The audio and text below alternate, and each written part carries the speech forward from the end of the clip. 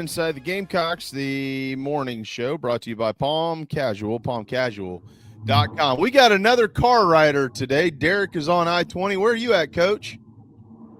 I'm getting ready to jump on I-20, and I'm headed to the tree farm and play golf for the next 3 days. Y'all always catch me when I'm headed to a good golf trip. That's by design. We want to check in on your game and how you're playing. You playing all right? Yeah, I'm playing pretty good. That's almost chopped my finger off about a month ago, and so I had a little bit of a time with that. And I remember out at Spring Valley, but it's healed up pretty good. I think I only clipped one or two nerves, so I'm getting there. How do I dare ask how you almost cut your finger off? I was making a smoothie and cutting through frozen ice, and we have bad knives in our house, so the girls got me new knives for Christmas. Sick and tired of listening to me complain about it, and I sliced through the ice and almost cut my index finger off on my ring finger on my left hand. So, but it's all good. It happens. It happens. But my brother-in-law is a member out here at Tree Farm, and we won the member guest up at his place in New Jersey. So he's my Yankee brother-in-law coming down here to South Cackalack, and we are the 2020 Matita Conch member guest champions. And so I get on his trips on occasion. So he's one of those guys that's violating the 14 club rule. He's members. I think he's up to maybe 15 clubs now, something like that. He's one of those guys, but I like him, and so we're gonna have a good time. Well, I hope y'all win. I'm glad to hear you like your brother-in-law. That's all. It's tough when you don't. Nah, we're tight. We got 8 of us on the trip here, so it's a combination of guys from Chichesi and Matita Conch. He brought me and his foot doctor buddy from Gettysburg College, and they went to college together and played hoops together. So we're gonna have a good little time out here for a few days. Now I saw Coach Spurrier's playing in the Chick-fil-A tournament again this year. How's he play? Have you talked to him? Have you played around with him in a while? No, I sent him a text. He just had his birthday on Sunday, so I shot him a text for his birthday on 4/20. And I haven't played golf with him in a while. I missed him the last time he was up here. He and Jerry were up. I guess back during the holidays, and I missed him. I was traveling with my family during the holidays, so I missed him. But I don't know how he's playing. I do know he's playing that Chick-fil-A, and I talked to Jamie Speronis. They're playing in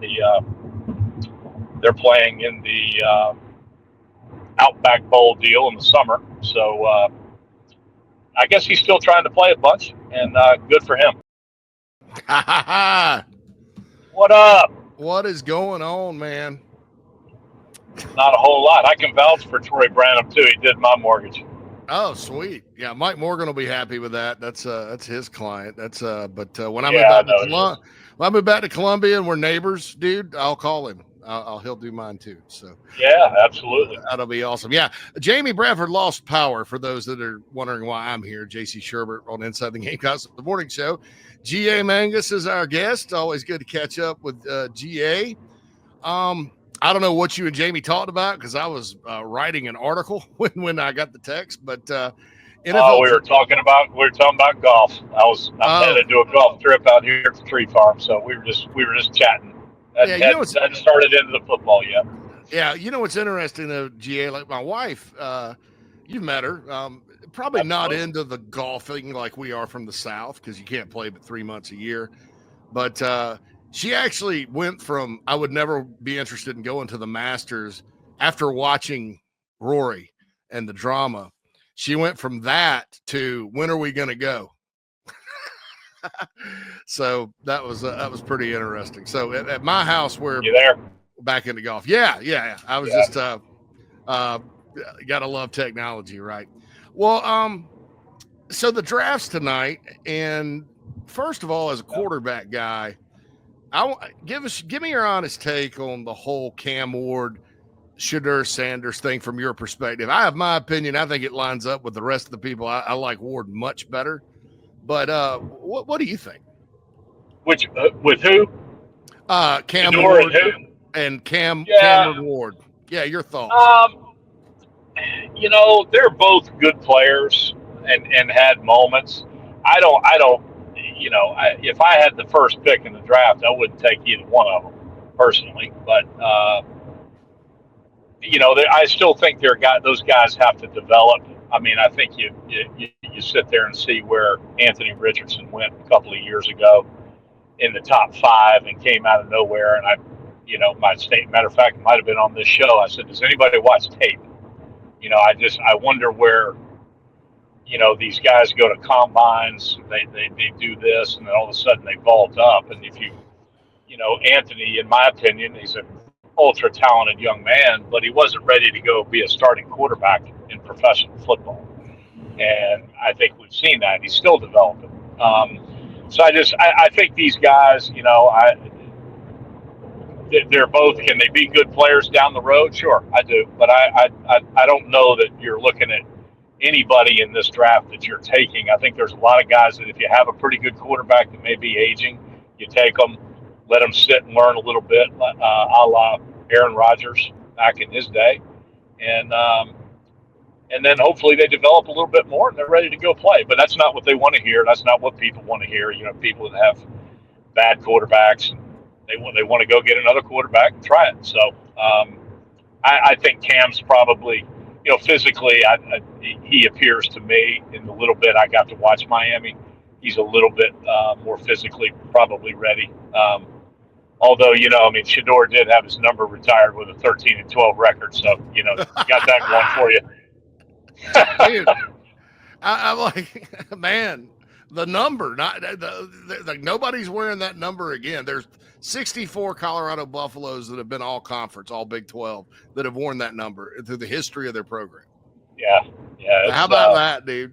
It's quite a world we live in, brother. It's quite a world, but it's I think Darian Hagan, wasn't he the quarterback in '90 when they split the Natty with Georgia Tech? I don't think his number's retired. I think he was 28-5. So yeah. I remember Darian Hagan. He took over for Sal Nessie. You remember that story? Sal died. I do. Yeah. Bill McCartney. I mean, I was kind of a Colorado guy. No offense to Coach Holtz, but I was hoping they'd beat Notre Dame that year, and they did finally. But I also didn't like the fact they didn't give it to Georgia Tech, GA, because Georgia Tech didn't have a loss. And I agree. Colorado had a loss and a tie and a 5th down at Missouri to win. Yes, they did. Well, and as a growing up a Georgia Tech fan, I watched a lot of bad football when I was a kid growing up in Marietta, and that was Bobby Ross and Friedgen and all those guys. They did a heck of a job at Georgia Tech to get that thing to even be in the mention for a national title is insane with some of the stuff I watched in the late 70s and 80s growing up. No doubt. Sean Jones, quarterback there, and I remember Virginia was really good that year. And Virginia was like number 1 in the country. Tech went up there and beat them on a last-minute field goal in Charlottesville and ruined their dreams. And Tech ended up being the team. They just couldn't. Yep. They tied North Carolina for whatever reason. One of Mac Brown's early teams, and couldn't get it done. So Steve Spurrier, when he was here, when you guys were there, 34 guys drafted. I think that's the record for a coaching tenure, and he coached 10.5 years, so that's probably accurate. I think tonight or the next 3 days, Carolina could have more guys drafted than ever. They could get double digits, actually. When you were recruiting, after you had a 6-7 draft class and stars and guys you could point to as an assistant, how much does that help in recruiting? Because I think it helps quite a bit. I think it's all these kids want to go to the NFL. They see that, they're like, oh yeah. So your thoughts on that? Yeah, it did. How it pertains to it today versus say 10 years ago, 15 years ago. I don't know how that necessarily equates. Because guys now it's back 15 years ago, guys wanted to go where they could get developed and then go to the NFL to make money. Well, now it's all the money coming out of high school is what's important versus going to the NFL. So I don't know if it's quite as important. And that's just my opinion. I'm just a high school football coach, man. Yeah. Speaking of, I just don't think the kids' priority is about the NFL anymore coming out of high school. Now the development still matters because ultimately, if you're a first, second round pick, and we had a bunch of those, back in the day, and that's when you're making, generational money, right? And that's not going to happen necessarily with the NIL and the college and now the whatever they're calling it now with the revenue sharing, I guess, for lack of a better term. But development still matters. So, I think that there's definitely, you don't want to be the guy that doesn't have guys going to the NFL. But there's also guys that I respect in coaching that are doing it at small levels, mid-major levels, and they're developing the guys that end up now leaving their programs and going playing for the big boys because of money. So, they can't be going for what they're considering developmental because they're getting developed. When you see these Division II, 1AA guys end up signing with Power 5 programs for more money, then they're getting developed at smaller levels as well. And then those guys don't get the credit, but that's okay. Nobody cares. Guys that grew up cutting their teeth at small college football, we don't care about that stuff. We're in it to develop kids, and if somebody else wants to take the credit because they gave them $100,000, then so be it. They're the ones that got to wake up in the morning and look in the mirror, not me. I always think that the best football coaches are at that level because you don't really out-recruit people. You have to outsmart people in recruiting and then develop, like you said, and then you got to coach on game day. That's why I thought Kalen DeBoer was such a good coach. 66-3 at Sioux Falls means more to me than what he did at Washington. No doubt. So, all right, high school quarterbacks, you mentioned that. So there are a lot of them that are a hot mess right now, including Nico. This Malachi Nelson kid's been at SC, couldn't win the job at Boise, goes to UTEP. I think he plays, has now abandoned the UTEP minors, right, to get in the portal and make more money. Jaden Rashada still hasn't signed anywhere, right? The $13 million guy at Florida. Yep. All right, so let's say you had the resources. What's the true – I mean, let me rephrase. How many guys really have you seen in your career out of high school that would be worth stupid money? And $13 million for anybody's ridiculous. But how many guys straight out of high school would you go, yeah, man, got to get him, big-time difference maker, can step in and do it right away? Because you were a development guy. Look at what you did with Dylan Thompson. I mean, look at the Vandy game in 2012 versus the end. I mean, that's a year. I mean, that's proven. So you know the development process and how hard it is. How many ballpark in your career do you think would even be worth investing that kind of dough in straight out of high school? Well, I would invest in guys that are like Connor and Dylan that I knew were going to put in the time and the effort to develop. Had the skills, but they were at different stages of careers. But both had the want to. And that was always what whether I was around in the NIL era or whether I want to be around in the NIL era, I don't. None of that matters to me. I like to develop players. That's what I do. That's what I like to do. That's what we're doing over at Apex NFL Prep Combine with our business over there.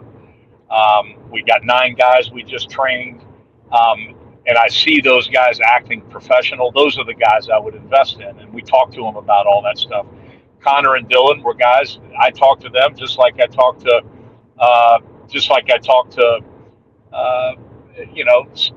your Garcias and and guys that I had at small college, those guys were all of the same. Um, they were all of the same cloth. They were all cut from the same cloth. They wanted to work. Some others than others were a little bit more into it. But in terms of investing, like I'm still trying to get my head wrapped around that. Like Jalen Rashada, I watched that tape, okay? And listen, he might be the nicest kid in the world. I don't know him from Adam's house cat. I could care less. All I do is look at the tape and decide. And I don't know whether the 13 million number, where the hell that, everybody loves that 13 number when you're talking about money, and don't even get me started, because I'm just a conspiracy theory guy that coaches football. But $13 million for a guy that's tape, he's average at best. And I don't care what he did at some combine or whatever. I watched him. I wouldn't give him 13 cents. But he's still looking for a place to go play football right now. And 13 million, you have to be, you got to be kidding me. Yeah. And so that stuff, that's why I'm doing what I'm doing. That's why I'm looking forward to this draft. I think we prepped some guys good. We had a running back out of UNLV, Kylan James from Arkansas. That was a Central Arkansas kid. Yeah. Jumped in the portal, transferred to UNLV, and he went out to pro day, and we trained him for 2 months, and he went out to pro day and ran a 4.41 and a 4.43, and caught the ball at 226 pounds. And so we're looking forward to kids like him, and our wide receiver from App State, who is just a wonderful kid, team captain up there. So we're even gearing in that prep of the same way when I used to try to recruit players that have that that have that stuff. And to me, that's what you invest in. Outstanding. Yeah, that's awesome that you. I love that kid from UNLV, man. I'm a closet UNLV fan. Yeah, so, he has got a chance to be really, really good. I think pound for pound, he's in the upper percentile. He didn't get invited to Indianapolis, but at his weight, pound for pound, and speed and his shuttle times and all that, he's in the upper echelon of the running backs coming out after the kid at Boise. Yeah, he's got good hands too. I think the three down back, things like that. He played wide receiver in Central Arkansas. He began cut 45 balls as a freshman. So he's natural and just I'm a big fan. Really good player. You know the most famous Central Arkansas alum, don't you? Of course you do. Charlie Strong? No, he's one of them. He's one of them. Scottie Pippen. Yeah. Who? I was like, oh man, we have a younger audience now, GA. So I try to. That's true. Explain to these guys how great the '90s were. Final question for you. So if you were training LaNorris Sellers, what are some things like getting him ready for the NFL? And you've seen him play, obviously. I think the guy is rare. He's a rare dude, but there's a lot to work on. So, what kind of tips would you give him? I mean, what do you think? Just talk to me about your opinion about his game right now.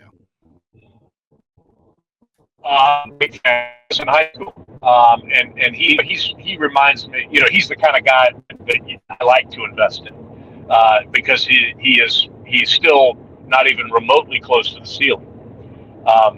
He is, everybody sees the athleticism and all that, but then you see some of the, when I thought Illinois did a really good job of keeping him in the pocket, kind of making him, if you're going to beat me, you're going to beat me throwing the football, and I thought that was a good plan because nobody really had done quite the job that they did, or really had that plan, or at least it seemed. But he was new. Now everybody's got 10 games of tape on him. So what kind of strides as a passer and really add that in, because he's already obviously a dual threat guy, and has the ability, and he can spin it and all the things the young kids love. He can really spin it. But can he sit in there when his feet get taken away and make that throw.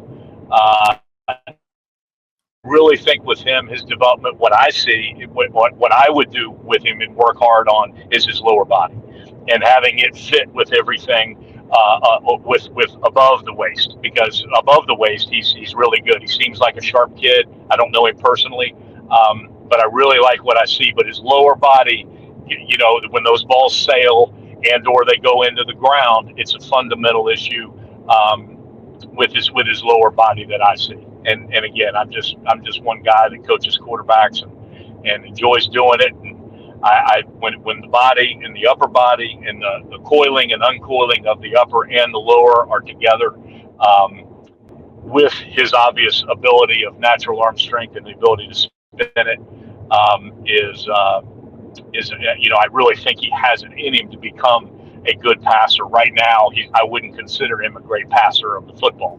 He can throw it and he can spin it, but there's a difference between being a passer where everything's catchable, where everything's in front of a guy if he's running on a horizontal you know, path, you know, West Coast style, overs, digs, flats, things where, you know, there's still too many balls that are on hips and not out in front where guys. So you gotta help a wide receiver at times, and those are things that I've seen him get a little better at, but I do think he's going to get better.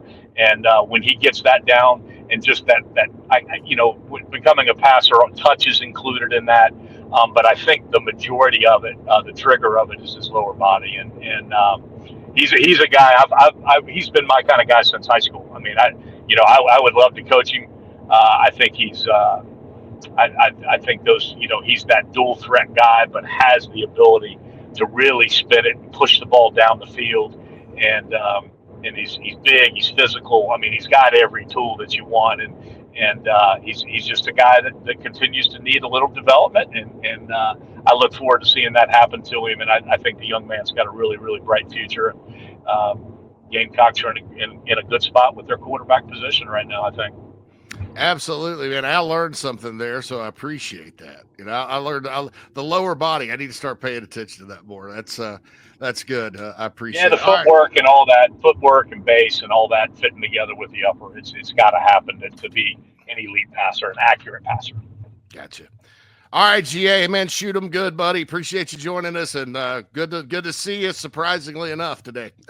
Yeah. Tell JB hello. Tell him to get his, you know, he's young enough. He ought to be getting that technology. I mean, hell, if I can do it driving down the road to play golf, he ought to be able to not lose power. Hey, no doubt, man. Hey, we'll talk to you soon, GA. All right, boys. Yeah, y'all be good. See you, buddy. That was the great GA Mangus joining us here on Inside the Gamecocks, the morning show.